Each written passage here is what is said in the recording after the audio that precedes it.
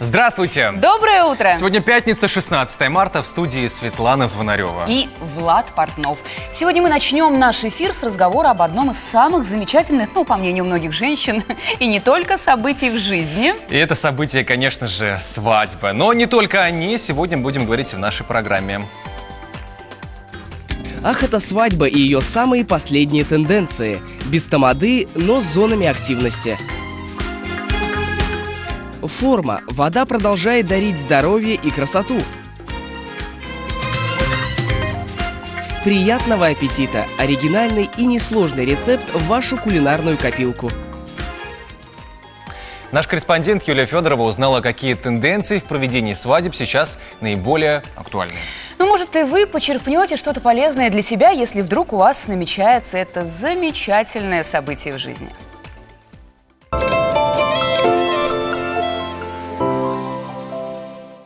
Свадьба – дело хлопотное, поэтому важно подойти к ее организации очень щепетильно. Илина и Тимур, жених и невеста, торжество наметили на лето, но уже в марте пришли на специализированную выставку, на которой можно познакомиться с последними свадебными тенденциями. Придя сюда, мы нашли сразу все те ответы, которые мы ставили, на те вопросы, которые мы ставили перед собой в организации этой свадьбы, которую мы планируем сыграть.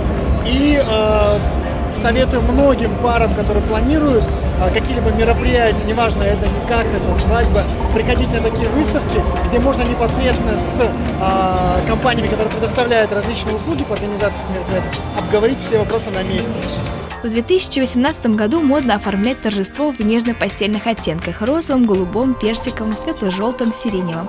Не хотите нежности? Тогда присмотрите к сочному темному синему. Этот цвет очень моден. А вот в свадебной одежде перемен не случилось. Все так же платье невесты должно быть белым. В моде остается выездная регистрация, а вот самый горячий тренд – жениться за границей. Наша цель была, чтобы свадебный бизнес шагнул как-то так на ногу вперед, да? Люди очень ограничены, к сожалению, в обычной жизни общением, именно профессионалы друг с другом, будущие молодожены со свадебными организаторами, декораторами встречаются достаточно редко в такой независимой атмосфере, да, где ты можешь сделать выбор, посмотреть и оценить рынок. Изменения медленно, но верно претерпевают давние свадебные традиции. Если раньше невеста непременно кидала букет, то сейчас можно просто подарить его любой гости по своему желанию. Ведущий все еще желателен, но продвинутые пары уже устраивают в свадебном пространстве небольшие зоны по интересам гостей. Это могут быть столы для пинг-понга, видеоигры, квесты. В декоре помещения никаких шаров и плакатов, только цветы и лучше живые. А мы желаем Тимуру и Илине веселой и, главное, запоминающейся свадьбы. Итак, углубляемся в тему. У нас в студии гость Николай Никифоров, руководитель агентства событий. Этот человек может организовать любое мероприятие и сделать из обычного дня настоящий праздник. Здравствуйте, Николай. Здравствуйте. Итак, какие модные и главные тенденции в организации свадеб в 2018 году? Главная тенденция, и это вообще нам всех более нравится, это то, что сейчас свадьбы становятся более персонализированными. И вообще в основе свадьбы лежит история пары. Что если, например, пара познакомилась на прогулке на велосипедах, то на фотозоне будет велосипед, или даже невеста с женихом могут приехать на регистрацию на велосипеде. О, это прикольно. Да, оригинально. Ну или, например, мотосвадьба, да, тоже, где жених и невеста прогулку делают не просто какой-то банальный, как уже сейчас принято по достопримечательностям, а это на настоящих байках, в косухах и, конечно, с провождением это клево, такого... это запомнится не только им, это запомнится и гостям. Конечно, особенно старшему поколению, да, которое на байках. Ну, хотя нет, я думаю, люди, родители тоже положительно относятся к разным идеям, к разным начинаниям. Если даже взять пример, у нас была 4 года назад джинсовая свадьба, тогда еще вообще тематические свадьбы входили в тренд, и очень приятно отреагировали как и гости, так и старшее поколение на такую свадьбу, где невеста и жених были в джинсовых костюмах. Это их отличало точно от всех остальных молодоженов в этот день. В ЗАГСе они были просто сногсшибательны, на них смотрели абсолютно все и каждый, но и при этом на банкете им было удобно, не нужно было вот в огромном этом платье ходить весь вечер, а просто в красивой джинсовой юбке Комфорт. Нет, ну как же в невесте обойтись вот без этого? Но мы еще сегодня поговорим об этом. Мы еще поговорим. Николай, самое необычное, ну, понятно, что джинсы, байк, но это выбивается из общего ряда, да? Но, тем не менее, это встречается в обычной жизни. Нет, смотри, ты сейчас говоришь об одежде, да? Нет, вот если про брать самую необычную тематические свадьбы вообще, да, темы свадьбы, вот сейчас же это тоже модно в тренде. Задумывать какую-то основную тему, да, вот.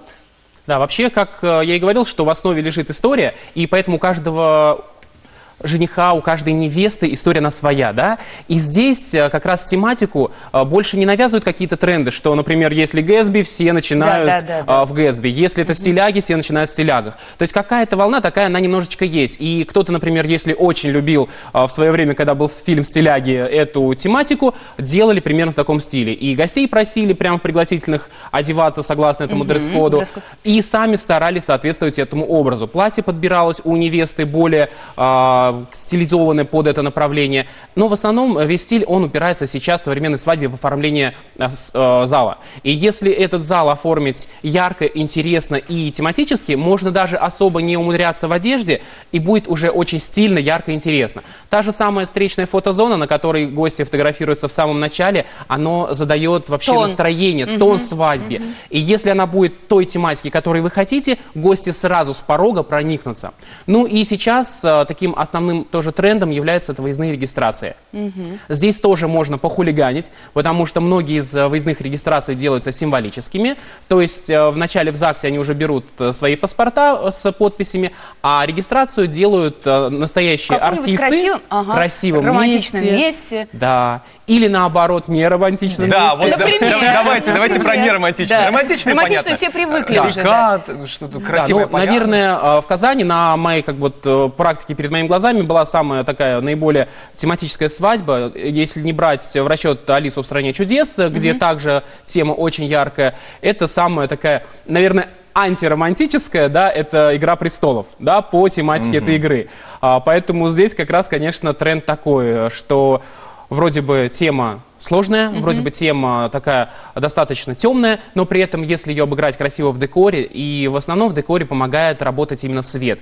Если даже в абсолютно вроде бы простом помещении поставить свет, профессиональный свет, который поставят хорошие подрядчики, то и получится, что помещение заиграет новыми красками. А если даже сделать шикарный декор, но его правильно не подсветить, он будет абсолютно блеклый на фотографиях, ну а фотография это же на всю жизнь. Да, фотография это самое главное, конечно же. Ну хотя нет, самое главное это процесс, да, но фотография нет, это то, что память, это, конечно же, на всю жизнь. Она останется навсегда, всем поколениям, и если будут наши будущие поколения через 300, 400, 500 лет осматривать будущий поисковик и найдут фотографию 2017 года, скажут, что это происходит. Да, тогда были драконы, там мать драконов выходит, да? Образы жениха и невесты. Ну, понятно, что есть какие-то такие выбивающиеся истории, когда «Алиса в стране чудес», «Игра престолов» и так далее. Но, тем не менее, я думаю, все-таки большинство до сих пор за пиджаки и белые платья, да? Наверное, да. Процентов 70. Классику все-таки. Главный тренд, вообще, вот мы часто проводим и опросы ВКонтакте, да, в группе, и действительно главный тренд по свадебным нарядам – это, конечно, белое подвенечное платье и темный костюм. Но здесь у женихов простор для творчества намного даже больше и вот шире, чем у невест, потому что костюм может быть белый, может быть черный, может быть коричневый, может быть синий, и здесь можно похулиганить с рубашкой, с жилеткой. Был, например, жених, который был в абсолютно пестром, ярком пиджаке, черно-оранжевого цвета, с яркими пятнами и со страусиными перьями. Слушайте, родители... В чем же была невеста, стесняюсь, я спросить? Невеста достаточно была в простом по сравнению. Родители невесты не сказали ей потом: «Доча, кого ты выбрала? Почему в страусиных перьях?» Нет, нормально все отнеслись к этому? Судя по бюджету свадьбы, они сказали: девочка, ты сделала правильный выбор.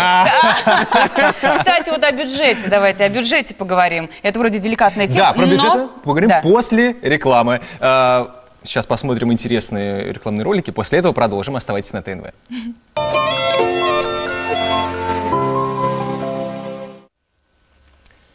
Продолжаем свадебный разговор. У нас в гостях руководитель ивент-агентства Николай Никифоров, ну или агентство событий, как говорят. Да, и продолжим с интересного места, да, с деликатного такого. Все-таки вот то, что касается финансовых затрат на такие вот мероприятия, ответственные.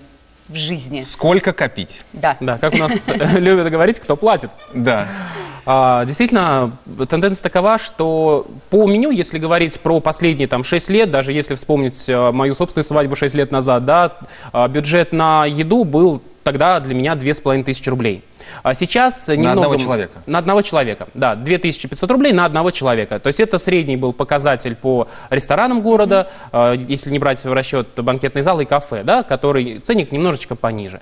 Сейчас примерно такая же тенденция сохраняется и по сей день. И львиную долю бюджета до сих пор это все равно съедают. Да. Но остальное вообще, если в процентном соотношении говорить, то идеальный такой пирог свадебного дня – это 30% на еду, 30% это шоу-программа и флористика, 20% это медиа, это воспоминания, то бишь это видеограф и фотограф, которые запечатлевают все это, что происходит. 10% это образ жениха и невесты, это те самые платья, это тот самый костюм, это аксессуары. И 10% это непредвиденные расходы и маленькие няшности, которые придают свадьбе изюминку. Это могут быть подарочки гостям, это могут быть какие-то интересные сюрпризы, это могут быть различные корды. И поэтому вот эти как раз 10%, они позволяют что-то интересное, какую-то задумку воплотить. Ну вот представим среднестатистическая такая свадьба, человек на сколько? Ну 60, наверное, да, средняя цифра. 60 человек мы хотим не очень дорого и не очень дешево. Средняя цифра сколько? Вы знаете, если вообще вот подходить к среднему количеству гостей, да, мы тоже проводили такой опрос, и на самом деле всех больше свадеб, как раз сейчас тренд сохраняется камерности. То есть 40-50 человек. Да, а ведь кто-то бывает, что вообще даже совсем узким кругом молодожены, вот тоже сейчас... В количестве 2 человек. Да, может быть, совсем юные, я не знаю, кто-то не хочет просто действительно вот свадьбу широкую устраивать, а в узком, можно сказать, семейном даже кругу. И, знаете, свадьбы на двоих... Они свидетели, ну, я не знаю, родители. Да, и такое свадьбы на двоих бывает, конечно. И свадьбы на двоих бывают с очень приличным бюджетом, где гости в составе родителей жениха и невесты приглашаются, например, куда-нибудь на... То есть не количество, а качество здесь, да, здесь они уже приглашаются, например, на острова, например, это Мальдивы или это остров Крит, где проводится выездная церемония. Отсюда приглашается хороший фотограф, топовый фотограф, который стоит не менее 60 тысяч рублей по казанским меркам. Ну и плюс перелет туда-обратно и проживание на острове Крит. Да, а может быть в этом есть смысл? Потому что вот я слышала, что вот часто вообще свадьбы не отбиваются. Ну, уж да, смысл гостей приглашают в надежде молодожены. Гости сколько должны дарить, чтобы все окупилось? Вот какой вопрос. Как минимум окупилось. Хороший вопрос, да. Вы знаете, вот за много лет уже работы мы увидели такую очень классную формулу, что идеальная свадьба равна средней машине, среднему автомобилю семьи. То есть, если, например, папа ездит на Лексусе за 3 миллиона, а дочка ездит пока на стареньком RAV4, то средний бюджет свадьбы 1,5 миллиона. Вот эта формула, она почему-то работает абсолютно всегда. И поэтому, если вообще прогнозировать будущий бюджет, надо посмотреть на свой автомобиль. Заложить его. Папа остался без Лексуса. Посмотреть на Авито, сколько этот автомобиль стоит, и после этого вы сразу будете знать бюджет своей свадьбы. Исходя уже из этого бюджета, можно продумывать тот или иной ход этого события. Ну а как мы рекомендуем гостям какую-то сумму вкладывать? Сейчас вообще какое-то такое, знаете, вот веяние, да, что если идешь один на свадьбу, то это хотя бы в конверте должно быть минимум 3000 рублей. Да? Если вдвоем, это минимум 5. Но опять-таки все зависит от формата. Если вы идете на свадьбу в шикарный ресторан, где, например, ценник минимально, чтобы покушать 5000 рублей, я думаю, да, будет таким дурным тоном оставить 2000 рублей в конверте. Да? Поэтому здесь все зависит, конечно, еще от самих гостей, кто был приглашен. Но, как правило, если мы, когда обратную связь получаем от молодоженов, так говорим, окупилось. Правда? Часто действительно по, так сказать, сбору подарков получается примерно то, что банкет окупается всегда точно. А вот уже все остальные, например, как платье, прическа, здесь уже больше, наверное, это... Папин Лексус. Папин Лексус помогает. Ну, что поделать. Да. Спасибо большое. На этой хорошей ноте мы закончим, что, во-первых, свадьба окупается. Теперь мы знаем, да. Окупается, а во-вторых... Как свадьбу проводить. Любовь царила в семье. Николай, удачи вам. Спасибо. У вас грядущий сезон, да, вот уже скоро-скоро начнется свадебный. Все, он уже практически начинается. Сил вам побольше, хорошо поработать и побольше подарить счастье людям. Ну а пока мы со Светланой будем дарить Счастье, да, нашим телезрителям. Да, может быть, по крайней мере, на сегодняшний день. Кому-то нет. У нас традиционное время гороскопа в нашей программе. Светлана, начнем с овнов. Как обычно. Поехали. Овны. В первой половине дня любые дела потребуют минимум усилий, однако и выгода от них будет незначительной. Успешным окажется сотрудничество с деловыми партнерами, встречи, личные свидания. Вторая половина дня пройдет под знаком нерешенных проблем в делах, ну и в личной жизни. Тельцы. Хороший день для путешествий и прогулок. Удача может отвернуться в любой момент, так что лучше закончить ранее начатые дела. Во второй половине дня, возможно, душевное волнение и стрессы. Избегайте резких суждений и высказываний, о которых потом придется жалеть. Близнецы. Вероятны финансовые трудности. Благоприятный день для воплощения замыслов, подчинения страстей или веселья. Однако во вторую половину дня обратите внимание на свое здоровье или здоровье близких. Возможно, обострение хронических заболеваний, травматизм и несчастные случаи. Ой-ой-ой, близнецы, будьте внимательны. Раки. Все дела сегодня так или иначе будут связаны с финансами. Придется отдавать и снова делать долги. Заниматься поисками новых заработков, помогать близким, родственникам. Во второй половине дня возможно установление равновесия. Постарайтесь больше отдыхать. Вот это мне нравится. Ну, пятница сегодня, а как же иначе? Львы, сегодня любые дела потребуют максимума усилий, однако результаты не оправдают ожиданий. Не слишком успешным окажется сотрудничество с деловыми партнерами или обращение к начальству. Скорее всего, этот день пройдет под знаком нерешенных проблем в делах, ну и в личной жизни. Что ж сегодня такое все в личной жизни так не решено и запутано? Девы, сегодня день отдыха, обретение новых источников энергии, благоприятное время для совместных мероприятий или коллективного отдыха. Постарайтесь провести больше времени на открытом воздухе. Вечером, вероятно, осложнение в отношениях с детьми или ссора между супругами. Ну вот прям как-то вот не нравится мне сегодня. Гороскоп Держитесь и не поддавайтесь. Ну что ж, наша программа продолжается. Мы предлагаем вам познакомиться с афишей программ ТНВ на сегодня. Вам будет из чего выбрать. Обзор культурных событий города, яркие премьеры и люди, без которых немыслима творческая жизнь Казани. Сегодня в выпуске. Музыка с небес. Хор Валаамского монастыря выступил в нашем городе. Аня-Маня, творческий дуэт художниц-кукольниц, ищет особые формы. Об этом и не только, смотрите на ТНВ в 14:15. Их насчитывается более 120 видов, а рост некоторых достигает 80 метров. Они растут от экватора до Заполярья, а из их древесины делают искусственные кожи и шелк. И еще много удивительных фактов о соснах вы узнаете сегодня в 14:45. В рамках чемпионатов России Акбарс и Металлург встретились друг с другом 100 раз. В активе казанцев 48 побед при 4 ничьих и 48 поражениях. В нынешнем сезоне соперники играли уже дважды. Оба раза победа доставалась барсам. Как сложится все сегодня, узнаем в 19:00 на ТНВ.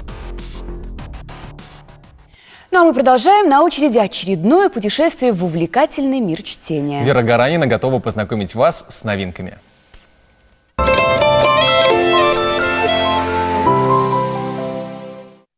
Если вы считаете себя читающим человеком, то имя Захара Прилепина вам известно. Сейчас он на гребне современной литературной волны. Его настоящее имя Евгений, отчество Николаевич, фамилия реальная. В свои 42 года он написал немало романов, рассказов, все они заметны, иногда спорны. Но это и хорошо, потому что все его вещи заставляют размышлять о себе. «Черная обезьяна» – новый роман. На обложку вынесена привлекающая внимание фраза «Одно лето в аду». Но это не ужастик и не триллер, хотя в аннотации роман именно так и назван. Сюжет начинается с того, что молодой журналист отправляется по заданию редакции в секретную лабораторию, где изучаются дети с задатками особой жестокости. Сюжет острый, захватывающий. А дальше надо читать и размышлять. «Черная обезьяна» – это роман о безумстве современной российской жизни, о том, как мыкается туда-сюда очередной лишний человек, в меру образованный, в меру симпатичный, но в целом никому не нужный. Захар Прилепин, «Черная обезьяна». Я хочу вам сегодня представить несколько необычную книгу. Называется она «Буддийские притчи. 5 жизней на пути свободы». Совсем не обязательно быть буддистом, чтобы начать читать эту книгу. Это первое. Второе – это не сборник притч. Это целостное художественное произведение, которое состоит из 5 глав, 5 жизней. Вернее, наоборот. 5 жизней, 5 глав. Если начать рассматривать свою жизнь в перспективе перерождения, то начинаешь совершенно по-другому воспринимать встречи и расставания, потери и приобретения, влюбленность и неприязнь. Художественный вымысел здесь тесно переплетен с реальными историческими фактами и с философией. Все это создает чудесный и реальный мир. Он выписан настолько достоверно, что в главных героях начинаешь узнавать себя. И начинаешь задаваться вопросом, а для чего ты пришел в этот мир? Начинается процесс самопознания. Начинаешь анализировать мотивы, которые осознанно или неосознанно строят твою судьбу. Если вы разделяете идею мироощущения, которая называется «не хлебом единым», то вам стоит прочитать буддийские притчи. Здесь нет религии, нет мировоучения, здесь есть погружение в свою собственную жизнь. Необычное чтение.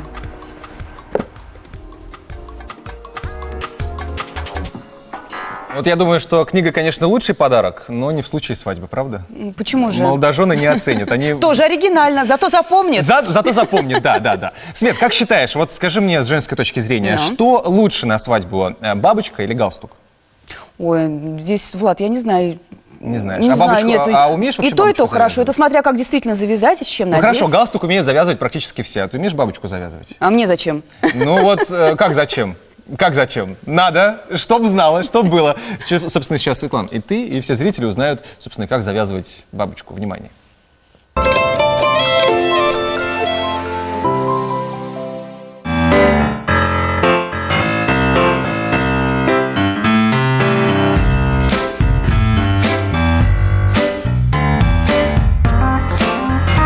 Первым делом необходимо застегнуть все пуговицы и поднять воротник. Опустите правый хвостик немного ниже и положите поверх короткого. Теперь левый хвостик проденьте под правым, и чтобы он не мешал, отложите его на плечо.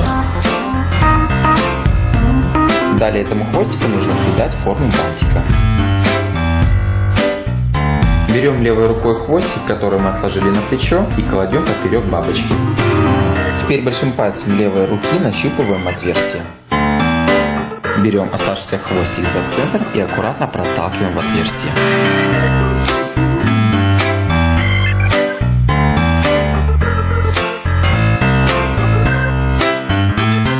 Распрямите бабочку, потянув за хвостики.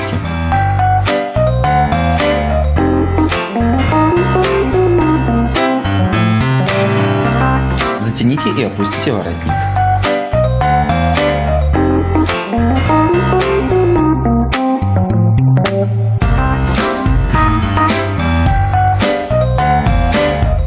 Чтобы развязать бабочку, достаточно просто потянуть за кончики.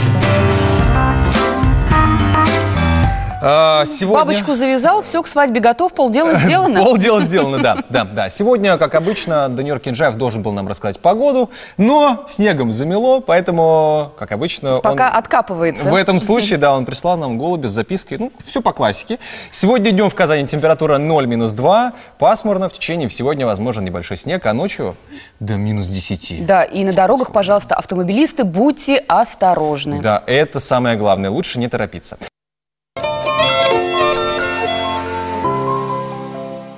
И снова здравствуйте, продолжаем тему свадьбы и около свадьбы. И свадьбы. Да. Ну что, ну вот не все девочки, не все или девочки с самого детства мечтают о свадьбе, или это лишь стереотип? Вот первый вопрос, который мы адресуем нашей гости, психологу Светлане Шиховцовой, правильно? Шиховцевой. Правильно. Шиховцев, да. правильно. Все, все правильно, да. Светлана, ну, да вам доброе утро, это во-первых. Во-вторых, белоснежное платье на свадьбе. Есть такой стереотип, он нужен всем девочкам или нет? Все ли о нем мечтают? Всем ли нужна такая свадьба? Если мы будем с вами рассматривать историю костюма, да, то, в принципе, платье свадебное никогда не было белоснежным. Оно всегда было с какой-то обережной вышивкой, да. То есть что такое свадебное платье? Оно как-то выделяло ту женщину, собственно, которая выходит замуж. И если мы с вами посмотрим, например, в той же самой Индии, там нету белого сари. Там красный цвет, да. Поэтому это, скорее всего, видимо, какой-то исторически сложившийся факт, что это женщина стала одеваться в белое. Чистоту, белый цвет. Наверное, да. В каждой стране ведь по-разному. Мы говорим вот сейчас вот конкретно о нас. Конкретно о нас, если говорить, то, конечно же, большинство девушек, да, мечтают именно о белом, пышном, красивом платье, потому что воспитываются так, что ты должна вырасти, выйти замуж, у тебя обязательно должна быть свадьба, да, поэтому однозначно, что это желание, большинства. Потому что девочки, они в сказках растут, конечно, а там принцессы. У меня тогда рождается логичный вопрос. А это сказка для девочки или это давление какое-то психологическое? Потому что если ты не вышла замуж, вот как вот положено, то значит ты какая-то не такая. Да, после 30 уже молодым девушкам уже начинают все задавать вопросы вокруг. Замуж-то когда? Замуж-то когда? А часики тикают. Это давление или это праздник? Я думаю, что это все-таки праздник. Прежде всего. Ну, давайте признаемся, да, и скажем, что мы ведь не каждый день устраиваем себе праздник, да, с большим количеством людей, с красивым нарядным платьем, с макияжем, с прической, да. Это такой повод действительно закатить некий такой бал, да, на тему того, что я стала взрослой, что я перехожу из одного состояния в другое. Поэтому это больше праздник, чем давление. Ну, конечно, нужно учитывать многие факторы, то есть, собственно, что с этой женщиной происходит, в каких она отношениях, с каким мужчиной. Да, потому что есть одно дело, значит, просто хочется устроить праздник, поэтому, ой, выйду-ка я замуж, устрою праздник, да? Либо, да. Но мне нравится такой вариант. Да. Нет, либо еще такой вариант, то, что вот действительно под давлением уже родственников и знакомых, что, ну, действительно, 30 лет, ну, пора, ну, хоть один раз схожу, да, для приличия, чтобы отстали. Вот так вот часто ли такое бывает? Мне кажется, сейчас это не часто бывает, потому что сейчас женщины более самостоятельны и независимы, да, и они сами могут выбирать, выходить им замуж или нет. И поэтому сейчас женщина редко поддается этому давлению, хотя, опять-таки, если мы будем, например, брать некие слои населения, где, например, есть женщина в мусульманстве, да, девушки, там, конечно же, у нее вариантов нету, она выйдет замуж однозначно, да, потому что она находится, ну, скажем так, в таком воспитании очень строгом, да. Если мы говорим о девушке светской, то есть та, которая там вышла из-под крыла родителей, сама себя обеспечивает, зарабатывает, учится, у нее есть право выбора, поэтому она может этому давлению совершенно не поддаваться. Да, Светлана, а сейчас девушки затягивают? Либо все-таки так же вот, ну, торопятся, да. Или все-таки, да, или все-таки нет. Мы еще подождем, я еще не встретила, мне еще рано. Грубо говоря, мне вот 35, ничего, это нормально. 40, возраст? да тоже ничего страшного. Ну, да. Я думаю, что здесь ответ однозначно, когда женщина встречает мужчину, за которого она хочет замуж, она и не затягивает, и не торопится. То есть она просто хочет за него замуж. Конечно, да. То есть самое же главное найти того человека, с которым ты хочешь быть вместе.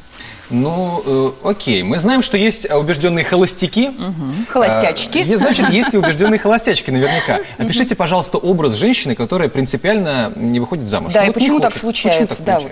Ну, скорее всего, это женщина уже старше, может быть, 25 лет, действительно, да, с высшим образованием, которая сама себя очень хорошо обеспечивает. Возможно, та, которая уже разочаровалась в отношениях, да, она в них, может быть, была. И сейчас она, ну, немножечко встает в такую позицию, что мне никто не нужен, да, и я тут вот такая вот вся сама.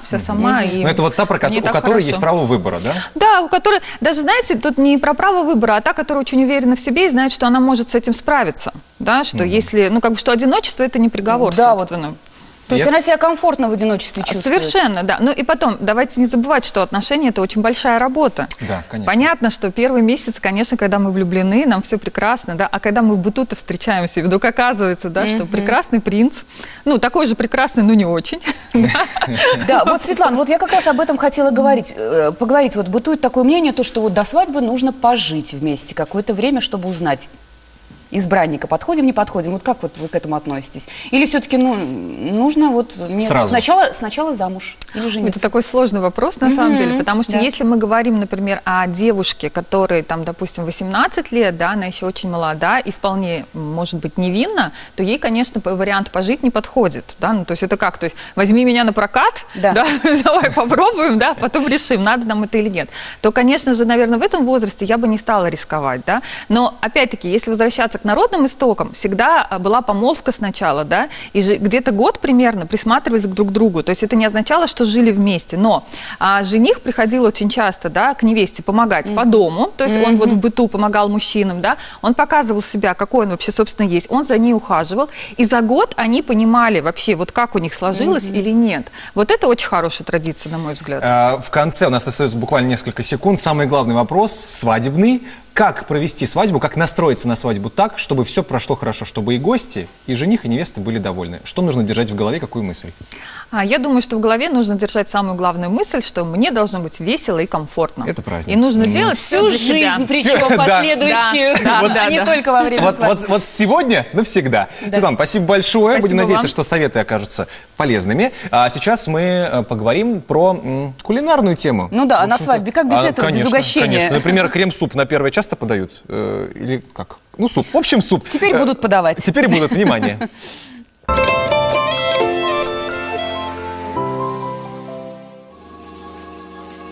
Для приготовления этого блюда необходимо 500 граммов шампиньонов, 2 средних луковицы, 50 граммов сливочного масла, 2 столовые ложки муки, 600 мл куриного или овощного бульона, 200 мл сливок, соль и перец.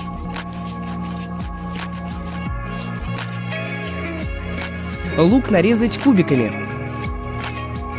Шампиньоны пластинками. Обжарить лук на растительном масле 3-4 минуты. Добавить шампиньоны. И жарить еще 5-7 минут. Затем измельчить в блендере. В кастрюле растопить сливочное масло, добавить муку и хорошо перемешать. Влить часть бульона и перемешать. Добавить измельченные грибы и лук. Влить оставшийся бульон и хорошо перемешать.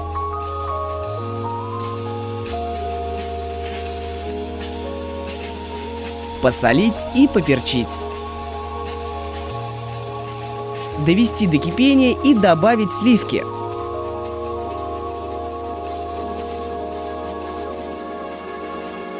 Приятного аппетита!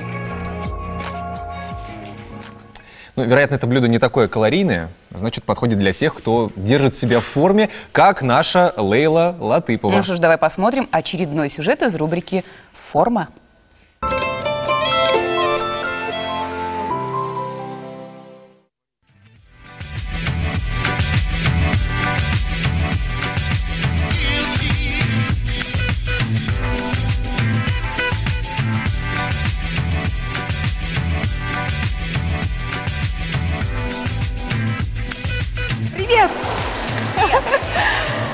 Здравствуйте! Вы только что увидели, как плавает настоящий профессиональный спортсмен. Правильную технику плавания. А сейчас я покажу вам, как это делаю я. Я плаваю собачкой.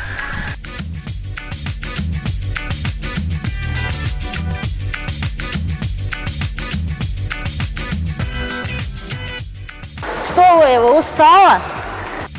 Нужно научиться правильной технике плавания. Когда голова находится над водой, у нас защемляются шейные позвонки, и отсюда у нас возникают головные боли. Если не умеете плавать, то у нас есть вспомогательные средства. Мы можем взять досочку на прямых руках. Самое главное, это в первое время научиться правильно дышать. Опускать лицо в воду. Вдох, выдох через рот. Нужно научиться плавать всеми 4 видами способов плавания. Это дельфин. На спине, брас, кроль на груди.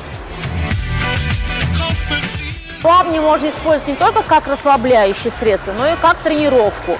Приходим в бассейн, учимся плавать, получаем удовольствие. И хорошее настроение.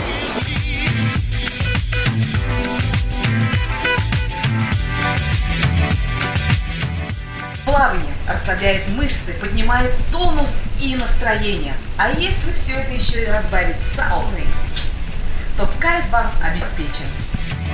Пока-пока. А вот я придумала, где еще можно свадьбу отметить. В бассейне? Да. Такого не было еще, наверное. Ну, посмотрим. Ну, здорово, оригинально. Ну, а пока наш еженедельный кинообзор, премьеры этой недели обещают быть захватывающими.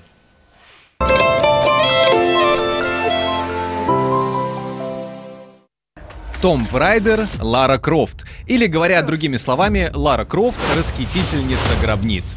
Так привычнее российскому зрителю. Точнее, не зрителю, а любителю компьютерных игр. Потому что эта картина снята по всемирно известной игре. Сюжет вкратце. Лара Крофт отправляется в свое первое приключение, чтобы найти пропавшего отца, завершить его археологическое исследование и раскрыть секреты загадочного острова, которые помогут девушке вернуть былую славу своего имени. Приключенческий боевик с красоткой в главной роли, да еще и экранизация компьютерной игры. Думаю, что 90% зрителей будут мужчины. Я знаю, куда отправился отец. Самый центр моря дьявола. Нас ждет приключение. Смерть не приключение. Дальше максимально понятная история каждому из нас. Леди Бёрд. Героиня учится в консервативной католической школе, она ищет себя, свое место в мире и пытается быть не похожей на других. Ее волосы выкрашены в красный цвет, а имя, Леди Бёрд, она дала сама себе и именно так просит ее называть. Ее главная мечта — вырваться из этого провинциального захолустья и поехать учиться в Нью-Йорк. Не существует более простого сюжета про 17-летнего подростка и родителя, который пытается с ним справиться.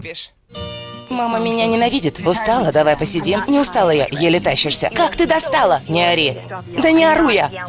Какое классное. Нравится?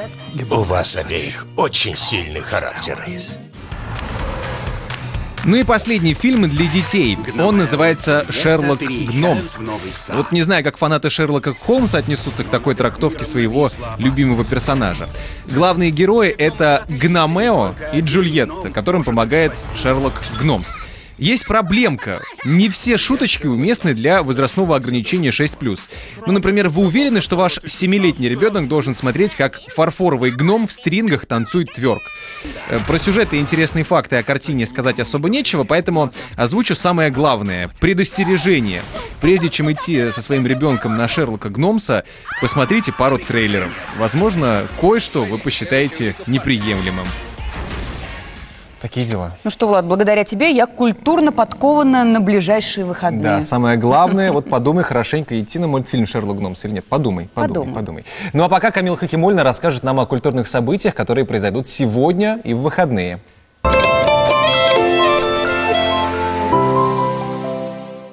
Всем привет! Сегодня 16 марта, и вновь с вами я, Камила Хакимуллина. Наконец-то пятница, друзья, и сейчас вы узнаете о событиях, которые сможете посетить сегодня вечером в Казани. «Игроки». Детективный сюжет пьесы интригует до самой непредсказуемой развязки. Действие происходит на протяжении одного дня в трактире провинциального города. Именно в нем произойдет роковая встреча 3 карточных шулеров. Песни Юрия Визбора. Проект «Бард-вагон» предлагает зрителям окунуться в атмосферу замечательных песен известного барда, актера, режиссера, журналиста и одного из основоположников жанра авторской песни Юрия Визбора. Душевность, открытость и музыкальность исполнения его песен, бережное отношение к интонациям автора, живое общение со зрителем сделают этот концерт незабываемым праздником души. Концерт группы «Луна». На сегодняшний день «Луна» – одна из самых актуальных и востребованных групп на российской рок-сцене. Их выступления всегда отличаются полным единением с залом и настоящим рок-безумием, царящим как на сцене, так и перед ней. Думаю, вы уже нашли себе занятие на вечер пятницы, но это еще не все. Смотрите внимательно, ведь в следующих сюжетах вы узнаете, куда сходить в выходные. В субботу в Корстоне выступит Крафтс. В его треках есть желание ответить сразу за все поколение. Осветить, как и положено актуальному и современному рэпу, остросоциальные проблемы. При этом в них остается ощущение легкости, при которой не теряется адреналиновый драйв. Группа «Вирус». Когда-то эта зажигательная музыка и необычно яркий неземной голос доносились из каждого уголка, вызывая у людей море позитивных эмоций. Сейчас группа «Вирус» уже легенда, но песни ее по сей день живут у миллионов людей в душе. В воскресенье казанцы увидят спектакль «Дуры». Сюжет разворачивается в богатом загородном доме, где происходит множество смешных и нелепых ситуаций. Взрыв автомобиля, захват заложников, киллеры и, конечно, любовная история. Не пропустите! Богатая на события выдалась неделя. Надеюсь, увидимся и на следующей. Ведь благодаря нашей рубрике каждый найдет себе занятие по душе. Всего вам доброго и прекрасных выходных! Ну а сейчас продолжение астропрогноза. Итак, весы. Крайне неблагоприятный день. Некоторая суета и неопределенность потребуют от вас большой собранности и ответственности. Возможны конфликтные ситуации в общении с окружающими. Скорпионы. День несет мир и восстановление равновесия. Его лучше провести у воды. Вам полезны прогулки у реки, озера, посещение бассейна или бани. Вы почувствуете облегчение, когда попадете в свою стихию. Не упускайте сегодня возможность завести массу новых интересных знакомств. Стрельцы. Прекрасный день для общения с друзьями, приема гостей, развлечений, веселья. Возможно, внезапные расходы или потери, поэтому будьте осторожны в обращении с финансами. Вечером возможно обострение ситуации в семье. Не рубите с плеча. Козероги. День отдыха, обретение новых источников энергии. Будьте сегодня внимательны, делая покупки. Вероятен обман или напрасная трата денег. Постарайтесь провести больше времени на открытом воздухе. Водолеи. День благоприятный для самореализации, проявления способностей во всех сферах деятельности, для раскрытия творческого потенциала. Возможно, вы получите важное сообщение, которое заставит вас отправиться в поездку. Женщины-водолеи будут испытывать на себе пристальное внимание мужчин. Не исключено новое увлечение. Рыбы. Этот день посвящен раскрытию творческого потенциала, любви. Закончите все дела, которые находятся в стадии завершения. Впереди у вас долгожданная встреча с понимающим вас человеком. Это день благоприятный для путешествий и активного отдыха. Ну что ж, это все, что мы успели вам рассказать сегодня. И сегодня пятница, последний рабочий день. Поэтому впереди приятные, прекрасные выходные. Мы вам желаем отличных выходных. Каждый будний день в 8:10. Программа «Здравствуйте». В понедельник смотрите нас. Всем хорошего дня. Пока-пока. Хороших выходных.